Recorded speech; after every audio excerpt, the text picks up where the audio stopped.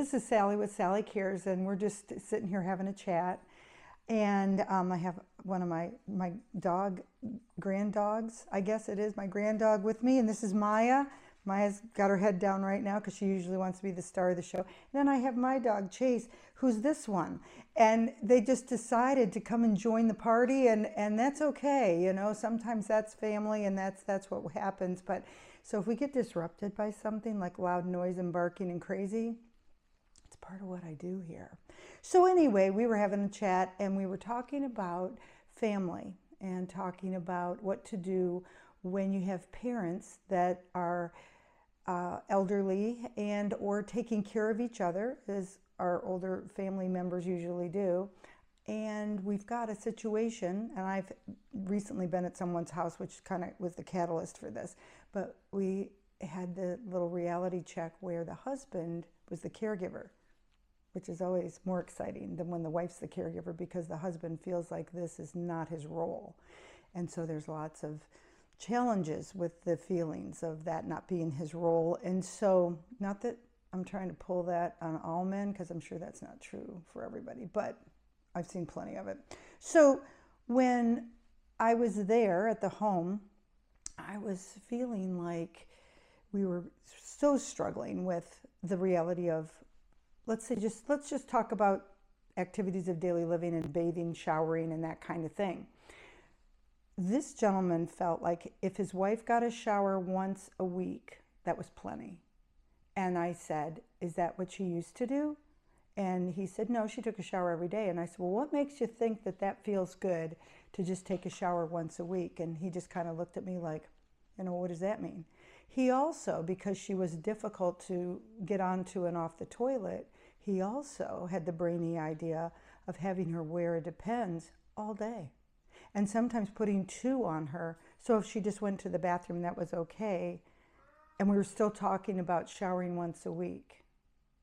So that starts a whole nother chapter of what happens when there's not really an intention to be neglectful, but it's happening in real time with your parents, and your parents are these people that have always been independent, always done their thing, but now you're a child looking in on this and really worried because your dad never listened to you in the first place, and your mom listens to your dad.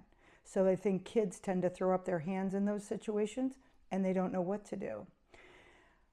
The short story is this husband was a real piece of work, okay, I'll just say. And they had money, to have a caregiver come in and do a shower a couple times a week anyway. But once he found out it was like $35 an hour, he was like, oh no. He's got a Corvette in the garage, he's got a something else in the driveway, and he has money in the bank, but $35 an hour?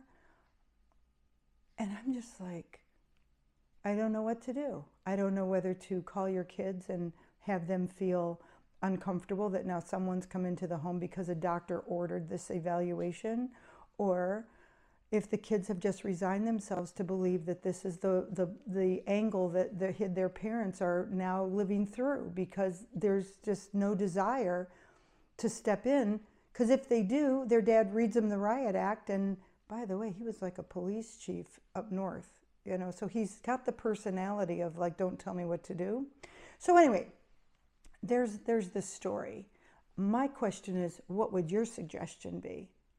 How would you feel if someone walked into your home and started saying, well, you really need to have your loved one shower more frequently. Well, they're destined to have a rash or a breakdown, skin breakdown. How often are you checking their skin? This becomes a real thing. Ulcers, skin decubitus, it becomes a real thing. And how do you handle that? The worst situation is to report it to the state. Now, under law, I'm a required reporter because I'm supposed to report everything that's abuse and whatever. My reality is that doesn't usually do anything unless it's the person lives alone and there's self-neglect and there's all those things. The wife's not complaining.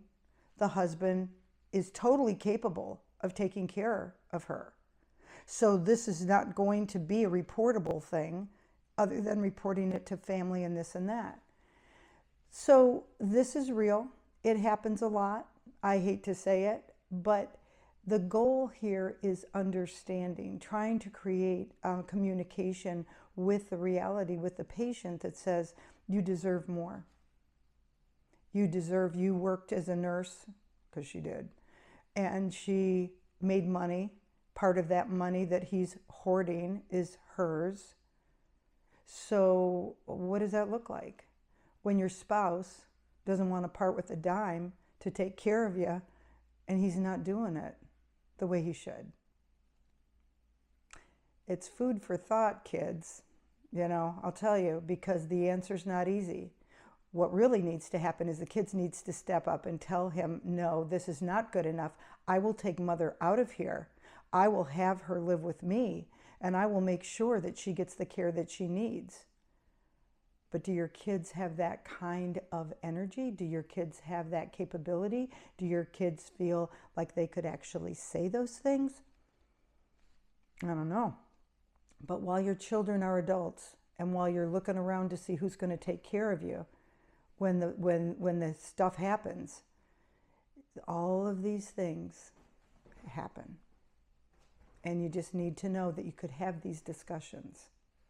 You could have them now.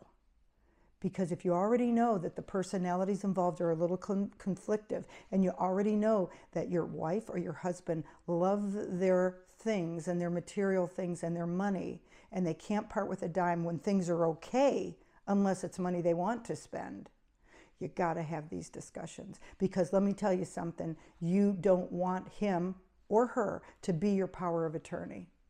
Have a kid be your power of attorney. Take it away. Because this is real talk, and it's hard.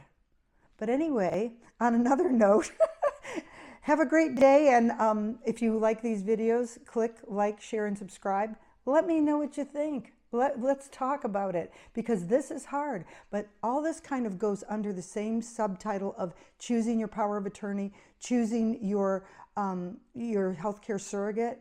Make sure you know that those people have your back. Make sure you know that somebody might even be on one of your checking accounts, okay?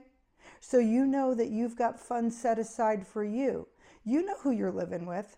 You know what their heart is. You know whether or not they're gonna literally part with a dime to pay for your care. It's a lot, kids. It's a lot. So anyway, talk to you soon. More to come. Bye.